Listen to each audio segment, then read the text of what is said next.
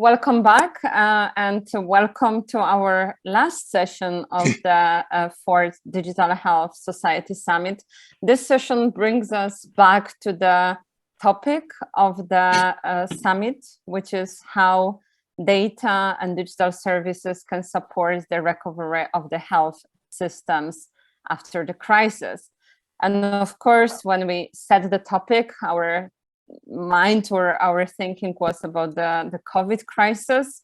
But today, in October 2020, we are all, of course, thinking about also the crisis of war of Russia against Ukraine. And this last session, we would like to focus on discussing how can we support the rebuilding system in a digital way. I hope that we will also bring here some hope to us, to our colleagues from Ukraine who are joining us today, together with Brian O'Connor. Brian is the chair of the European Connected Health Alliance and the initiator, the founder of the Ukrainian Health Connector. So he will say a couple of words about that initiatives. And then we will also hear from Yuliia, Karnas and Vlad Bakaliar, who are the leaders of the organization called OneUkraine. And OneUkraine is a platform built around data to provide humanitarian aid for Ukraine and spearhead scalable infra projects. Both Vlad and Yuliia work in different positions, managerial positions in IT business before the war, but then since the war started, they are fully focused on OneUkraine, and we would like to support them in their mission. So now I will give the floor to Brian O'Connor to tell us a bit more about the Ukraine Health Connector. Thanks very much indeed, Carol, and welcome everyone. Way back, it seems a long time ago, in February, when the invasion started, I sat and wondered, what could we do about this? And like many crises in the world, it's quite difficult sometimes to do anything other than say, that is terrible, shouldn't be happening, but hey, what can you do? And a lot of us salve our consciences by sending some money, and we should continue sending money. But I mean, if that's all we're going to do, anyone can do that.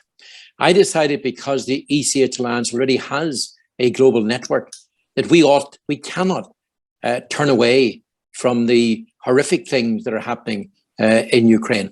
And therefore, we formed the Ukrainian Health Connector with the intention of being a coordinator for many of the huge number of organizations who actually stepped up and decided to help Ukraine. So I'm very proud of the fact we have a Ukraine Health Connector. I'm very proud of the fact that we have many people, both in Ukraine and outside Ukraine, who have benefited from being connected to others. Because it's one thing to know what the needs are, you then have to go and find the solution somewhere. And then you've got to connect the dots. And too often people do not connect dots. That's what the ECHAlliance does. So we believe very clearly on practical matters. It's really important that, as I say, instead of shrugging, sending some money and hoping someone else will sort out the problem, we decide to do something about it. And in doing that, we started to work with the Ministry of Health in Kyiv. We're in constant touch with them. We're currently about to sign an NDA to look at the health recovery plan. Because obviously Ukraine is going to need a huge amount of help to recover after this war. It's going to need it in different sectors. And we know that many hospitals, the last I heard was over 500 hospitals, had been targeted directly and deliberately, along with schools, etc. So clearly there's a huge rebuilding program, recovery program. But I'm pleased to say the ministry seem to be minded of the opportunities available using digital and data. So not everything will be just building, rebuilding as in buildings, but actually using the power of data to assist that program. So I'll finish there just by saying that I'm absolutely thrilled that we have people who think like ourselves, who do practical things like ourselves. And we're delighted to show you an example today of people who are actually doing something as opposed to just talking about it. So at that point, I'll stop talking and introduce you to Yuliia. Over to you, Yuliia. Thank you so much. Thank you so much, Brian. Thank you so much, Carolina, for the introduction. Happy to be here. And as it was mentioned, I'm Yuliia Karnas. I'm a managing director of OneUkraine. It's a new charity that was established in Germany, Berlin, in response towards Russian aggression in Ukraine. So we are quite new, but right away we focused our attention on supporting the healthcare system in Ukraine. In the first several months of war, we were mainly focused on emergency response because that was needed back then, and we were procuring and supplying humanitarian aid mainly for the Ministry of Health and Ukrainian hospitals, and evacuating people. Later on, we shifted our focus on working on more sustainable and long-term project, focused on data and focused on reconstructing Ukraine and Ukrainian lives in a kind of circular economy. So our primarily focus is working on a mental health program called Tysha that Vlad will tell you in a bit about. But we also continue to support Ukraine in its emergency response, and we are working on evacuation of children for treatment to European Union and US, mainly with cancer and rare diseases. We continue to supply humanitarian aid on ad hoc basis, but we're also working with one of Ukrainian startups that are trying to do it in a smart way. Before the war, they have been working as a digital health startup, providing the data about the availability of a medicine in all the pharmacies in Ukraine. Currently, they are providing the data on the availability of medicine in war-torn regions. And based on this data, we can judge on the need of medication in different areas. So we continue to be mindful of the needs and evaluate the needs on the data that is provided both by the ministry and by the people who are actively providing humanitarian response.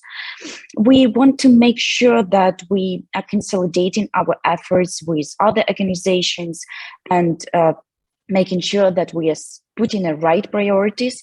Right now, we feel that before we can start actively reconstructing the destroyed buildings, we already can invest in reconstructing Ukrainian lives and supporting them with their mental health.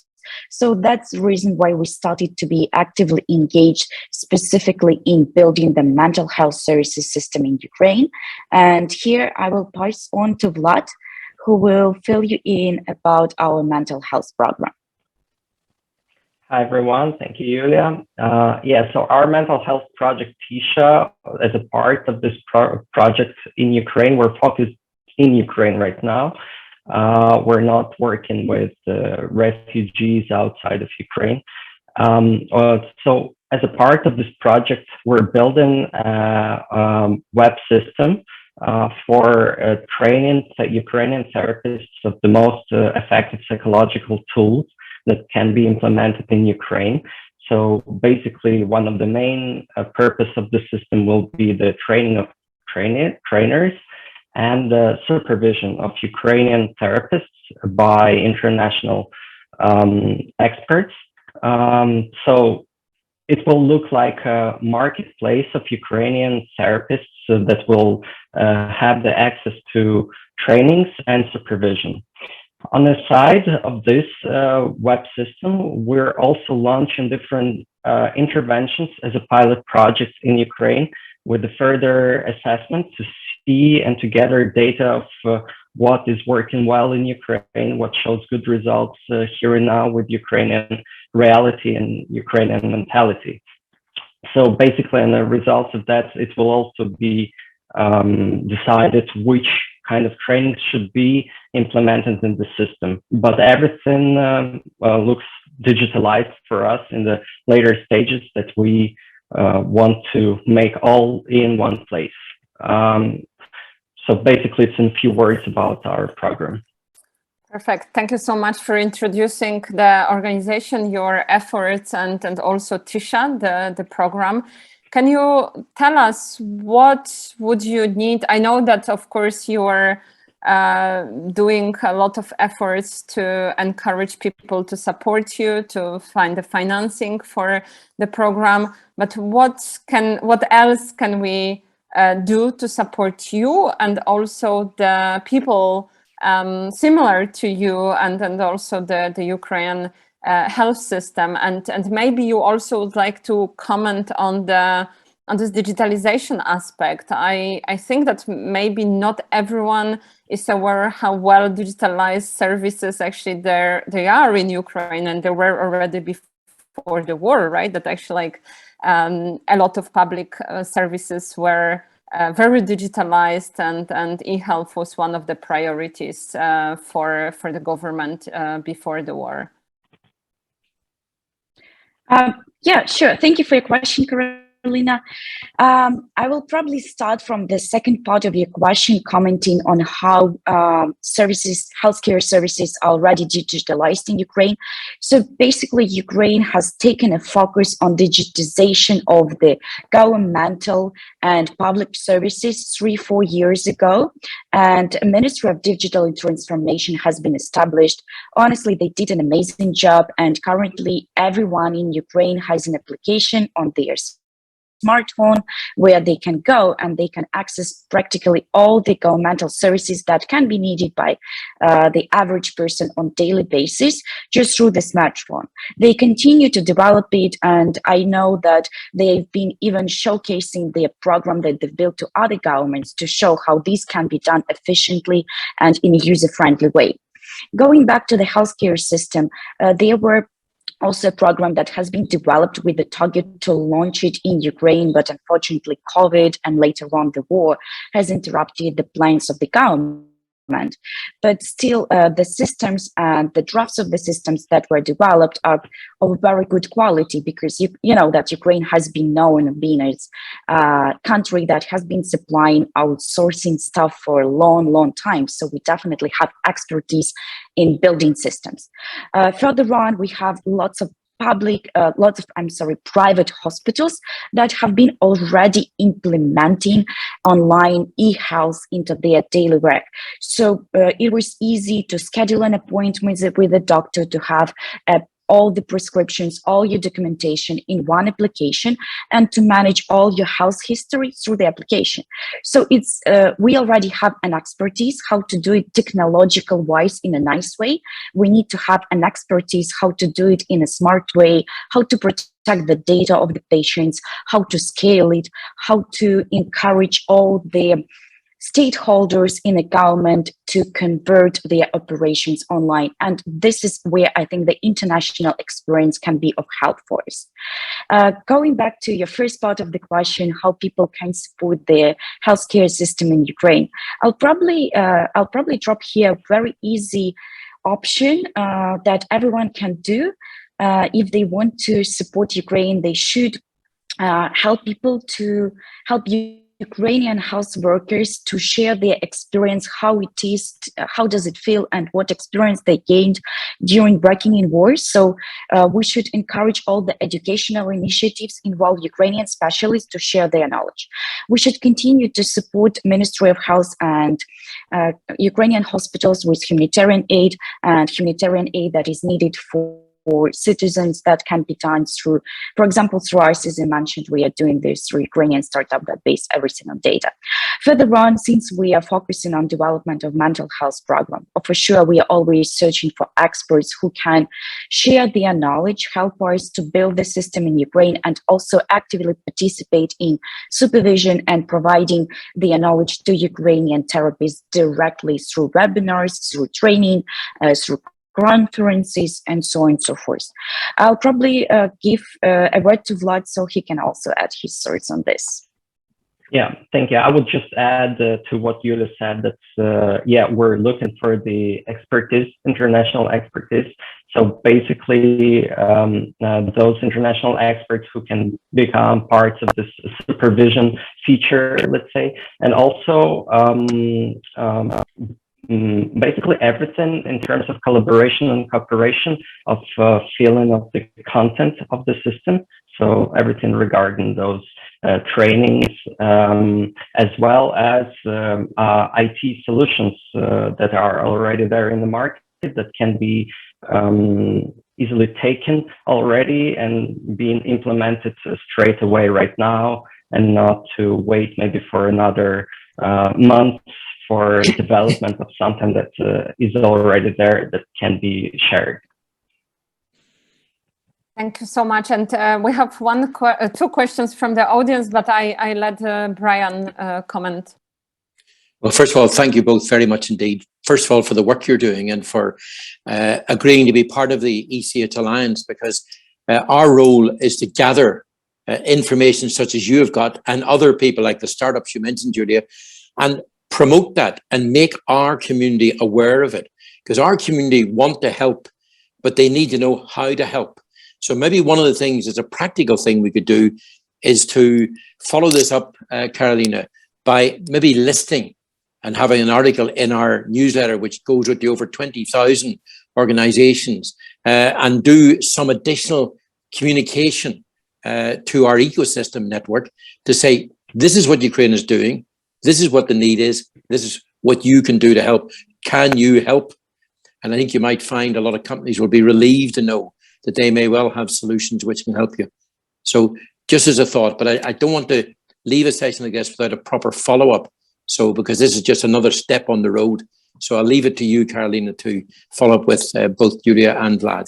Thank you. Of course, we will follow up. And of course, we encourage you all to follow the activities of the OneUkraine and Yuliia and Vlad online and connect with them. But before I let them go, I know that, yes, we are busy and they are also on the other part of the world. There are two fascinating questions from the audience. And one is to when making those links between the objective of the Digital Health Society Summit and opportunity of the Ukraine crisis discussion, is there a potential solution for a country to save their digital wealth and legacy in another country? Surely some inter-country agreements have to be in place, but what about the technical realization of such a backup? So maybe that's a bit wider question than just very specific, but I don't know. Would you like to comment here? I mean, I can take it. It's actually a cool question because it was what is mentioned in this question was mentioned in the first recovery plan that was written about Ukraine. And actually, one of the great ideas was that Ukraine can thrive if other countries will allow to establish specific tax regimes that will allow Ukrainians to keep working in other countries, but through DHSS22, which is a specific economic area, virtual economic area that was established by Ukrainian government to keep working for Ukraine and to pay taxes in Ukraine. I mean, I believe that this is amazing and this is the right step towards globalization, and this should be done. But unfortunately, the current tax regulations and the current intergovernmental treaties do not allow us to do that. I cannot comment from technical perspective because my background is in law, so I started to approach it from legal perspective. Yeah, if a person who has asked this question has any ideas how this can be implemented, I'd be happy to connect and to discuss it further. What I can add here is that this year when we were at Davos Economic Forum, we spoke with the representatives of the Ministry of Digitalization in Ukraine. And this person mentioned that just before the war, they started negotiations with I'm not sure if I'm allowed to openly say the name of the country, but with one of the countries, they started to discuss actually implementation of this digitalization that Ukrainian government with as in the hands of Ministry of Digitalization made. So they were discussing the implementation in the other country. But then the war started, it's all on hold, but there were some processes already, I assume. Thank you so much. And well, I hope that you will not need to, you will not be in the need for this technical backup for long time, but also I think this is a call to the global community to find the solutions if they are needed. And just the last question, like here, do you feel that your efforts to recover, digital recovery in health in Ukraine are somehow unique, or is there a bigger community of people working on solutions similar to yours or complementary to yours that you can also maybe suggest to follow or support?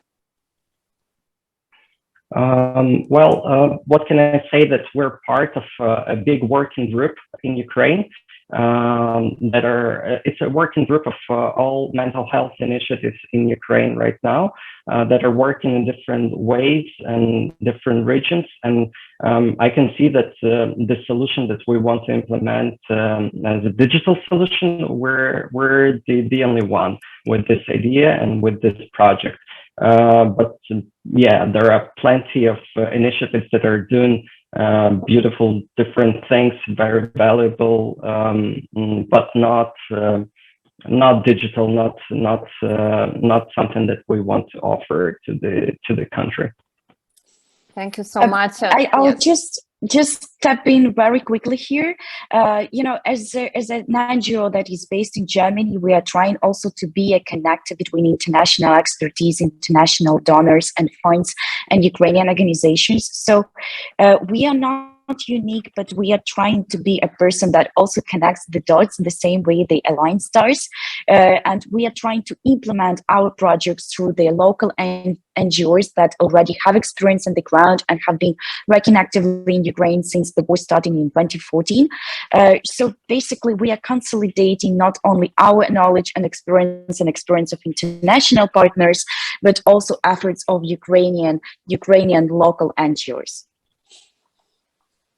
Thank you so much, and it was absolute pleasure to have you here, to host you here, and hear about your activities and efforts. I will just add that I would like to let everyone know that since recently, the Ukrainian organizations are also invited to take part in the Horizon Europe and other EU-funded projects. So let's try to, and I encourage us all to involve the organizations from Ukraine. As you see, there is a lot of enthusiasm, potential, expertise, and of course need for our consolidated actions and connecting the dots.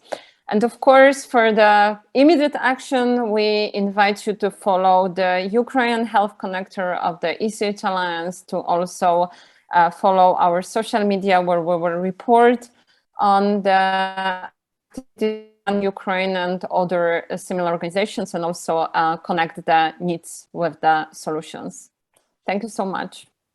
Thank you. Thank you. Thank you, Vlad. Thank you, Yuliia. Thank you, everyone. Thank Happy you. to be here. Thank you. Bye-bye. Thank you.